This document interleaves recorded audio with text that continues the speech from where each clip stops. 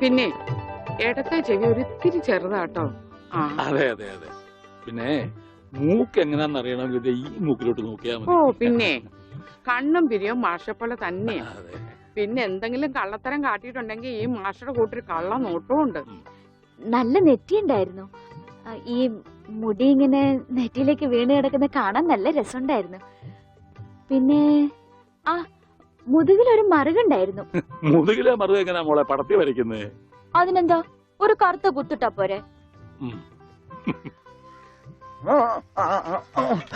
ഇവിടെ റെസ്റ്റ് ഞാനിപ്പോ വരാം.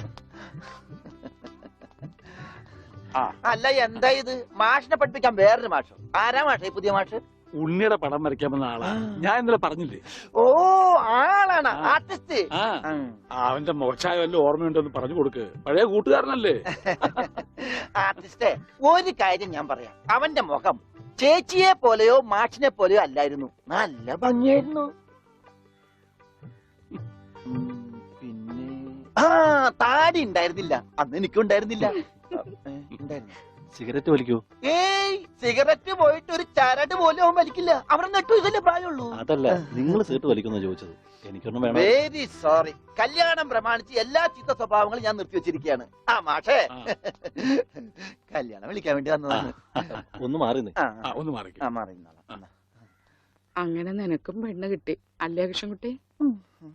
അതെന്താ വെച്ചാ അങ്ങനെ പറഞ്ഞത്? അല്ല, എന്റെ ഉണ്ണി ഉണ്ടായിരുന്നെങ്കിൽ അവനും ഇപ്പൊ പെണ്ണാലോചിക്കേണ്ട സമയമായിരുന്നില്ലേ? അവനും ഈ ലോകത്തൊരു പെണ്ണ് കാണുമല്ലോ. അവള് ബാക്കിയുള്ളവളാണെങ്കിൽ ഉണ്ണി തിരിച്ചു വരും. തിരിച്ചു വരും മാഷേ. ആ മാഷിന്റെ മോളും മരുമോനും മന്നുണ്ട്. ഒരു കുടുംബകലാപം ഉണ്ടാകുന്നതിന് മുമ്പ് ഞാൻ അങ്ങോട്ട് മാറിയേക്കാം.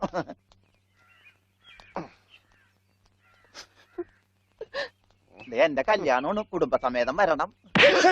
ഞാനൊരു കല്യാണം കഴിച്ചതിന്റെ പ്രശ്നം ഇതുവരെ തീർന്നിട്ടില്ല. അപ്പോഴാണ് അവന്റെ കല്യാണം.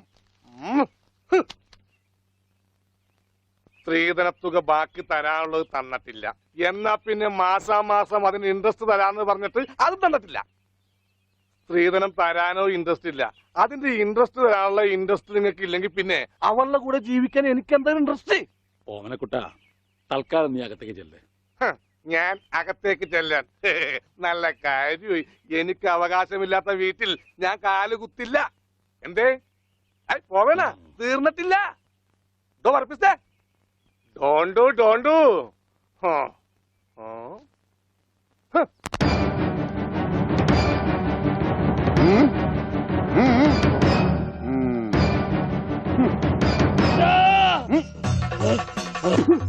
വെട്ടരുത് പട്ടി, വെട്ടരുത്. എന്ത് വേണമെങ്കിലും കോംപ്രമൈസ് ചെയ്യാം. വരും, ഓടി വരുന്നേ. അയ്യോ അയ്യോ, വെട്ടരുത്, പൊറിയും.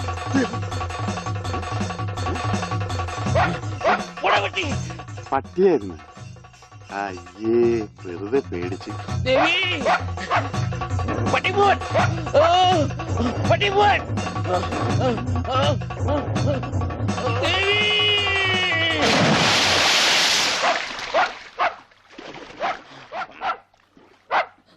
ഒരു പട്ടിപിടുത്തക്കാരനെ കൊണ്ടുവരണമെന്ന് പറയാൻ തുടങ്ങിയിട്ട് എത്ര കാലമായി? ഈ പണ്ടാരം പിടിച്ച പട്ടിക്കാരനെ ഈ കുളത്തിൽ ചാടാനേ എനിക്ക് നേരമുള്ളൂ. അതെനിക്കറിയായിരുന്നു.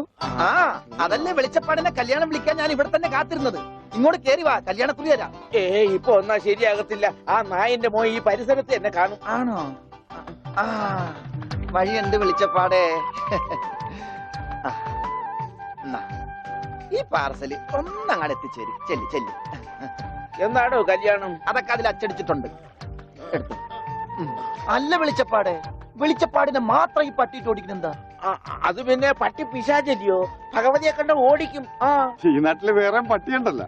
പക്ഷെ പഞ്ചവർണ്ണത്തിന്റെ പട്ടി മാത്രം ഭഗവതി ഓടിക്കുന്നത് എന്താണെന്ന് എനിക്ക് മനസ്സിലാകാത്തത്. അത് നമ്മുടെ പഞ്ചവർണ്ണത്തിന്റെ പട്ടിയാണോ? ആണോ വെളിച്ചപ്പാടെ? ആണോ വെളിച്ചപ്പാടെ?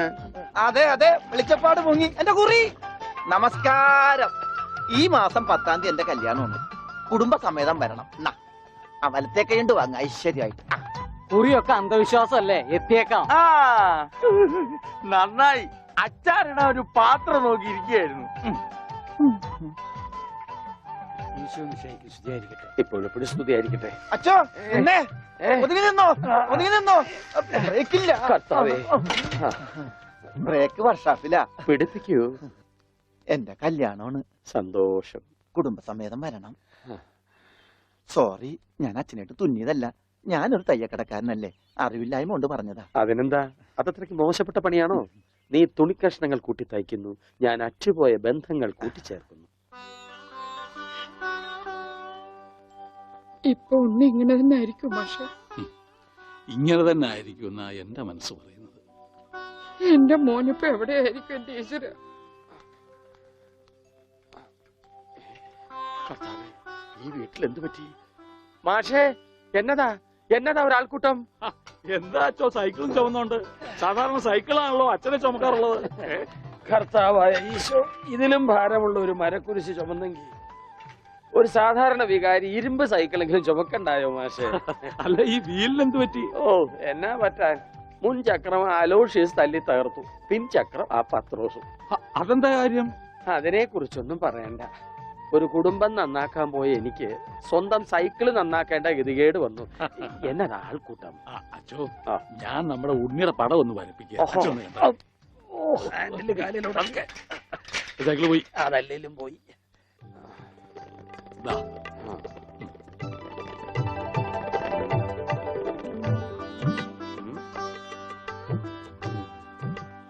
കൊള്ളാം മാഷേ, അസലായിരിക്കുന്നു. ഇനി ഈ പടം വെച്ച് പത്രത്തിൽ ഒരു പരസ്യം കൊടുക്കണം. എന്റെ പടവും വെച്ചൊരു പരസ്യം കൊടുക്കേണ്ടി വരും, കാണാനില്ലാന്നും പറഞ്ഞുകൊണ്ട്. അതെന്താ, താനും കാണാനില്ലാണ്ടാവാൻ പോവാണോ? ഞാൻ കാണാനില്ലാണ്ടായിക്കോട്ടെ, എന്നാലും ഞാൻ അടുത്ത മാസം വരും. എനിക്ക് തരാനുള്ള സ്ത്രീധന തുക തന്നു തീർക്കണം. എന്റെ ഓമനക്കുട്ട, നിനക്ക് വാരി കോരി തന്നാ കൊള്ളാന്നുണ്ട്. പക്ഷെ എന്റെ ഒന്നുമില്ല. അതെ, തീർന്ന് അവസാനം ഈ വീടും പറമ്പ് മാത്രമായി. അതെ, അതാണെങ്കിൽ ഉണ്ണിയുടെ പേരിലും. നിയമം എനിക്കറിയാം. ഒരാളെ കാണാതായി 7 വർഷം കഴിഞ്ഞാൽ മരിച്ചതായി കണക്കാക്കപ്പെടും. 7 വർഷം കഴിഞ്ഞ് ജീവനോടെ തിരിച്ചു വന്നാലും മരിച്ചതായിട്ട് കണക്കാക്കുവോ? അടുത്തനാണെന്ന് ഞാൻ നോക്കൂല. ഞങ്ങളുടെ കുടുംബത്തിൽ ഇടപെടലേ. അതെ, ഉണ്ണി ചത്തൂന്നൊരു വെള്ളക്കള്ളത്തിൽ എഴുതി കൊടുത്താൽ തീരാവുന്ന പ്രശ്നമേ ഉള്ളൂ. വനജേ, ഞാനിങ്ങനെ എഴുതി കൊടുക്കണേ? വാടി. ഓമനക്കുട്ട, ഒരു രാത്രി പോലും തന്റെ മകനെ പിരിഞ്ഞിരിക്കാൻ വയ്യാത്തോണ്ടല്ലേ വെപ്രാളപ്പെട്ട് താൻ ഈ ഓട്ടം ഓടുന്നത്? എടാ, 17 വർഷമായി ഞാൻ എന്റെ മോനെ പിരിഞ്ഞിരിക്കാൻ തുടങ്ങിയിട്ട്. അവൻ എന്തെങ്കിലും തിരിച്ചു വരുമെന്നുള്ള പ്രതീക്ഷയില ഞാനും ഇവളും ജീവിക്കുന്നത്. അവൻ മരിച്ചുപോയി എന്ന് ഞാൻ എങ്ങനെയാടാ പറയുക? അതിലും ഭേദം ഞങ്ങൾ അങ്ങ് ജീവൻ ഒടുക്കുക. കണ്ണടയ്ക്കുന്നതിന് മുമ്പ് അവനെ ഒരു നോക്ക് കാണണമെന്ന ആഗ്രഹം. അതിനുവേണ്ടിയാ ഞങ്ങൾ എന്നും പ്രാർത്ഥിക്കുന്നത്. അവൻ ചത്തുപോയി എന്ന് പറയുന്ന നാവ് കൊണ്ട് തിരിച്ചു വരാൻ വേണ്ടി പ്രാർത്ഥിക്കും. അതല്ല നിനക്ക് സ്വത്തുക്കളാണ് വലുതെങ്കിൽ വേണ്ട, അവന്റെ എന്നിട്ട് തീരുമാനിക്കുക. അവനിനി എന്നാണാവോ വരുന്നത്? എന്നാലും കാശ് ചോദിച്ചു വന്ന എന്നെ കരയിപ്പിച്ചു വിട്ടത് ശരിയായില്ല. മാഷന്റെ സെന്റിമെന്റ്സ് കയറിയാ പിടിച്ച. വളരെ